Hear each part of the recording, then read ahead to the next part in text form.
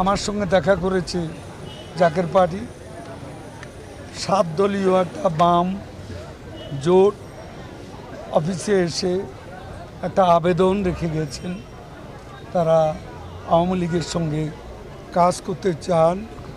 ইসলামী front বাহাদুর সাহেব তিনিও আমাদের ফ্রন্টে আওয়ামী লীগের সঙ্গে নির্বাচনী ঐক্যে সামিল হতে চান। প্রতিদিনই দুই একটা আবেদন বা দেখা করে তারা তাদের আগ্রহের কথা প্রকাশ করছেন। তবে আমরা এই বিষয়ে এখনও মুখ খুলছি না, সবার কথা শুনছি। আমরা আরও খুব শিগগিরই আমরা এইসব বিষয় নিয়ে বসব। আমাদের নেত্রী দেশে ফিরে এলে ওয়ার্কিং কমিটি বসে আমরা সিদ্ধান্ত নেব কাকে আমরা জোটে নেব, কাকে নেব না। আমাদের অলরেডি একটা এদিকে 14 দল, ওদিকে জাতীয় পার্টি আছে।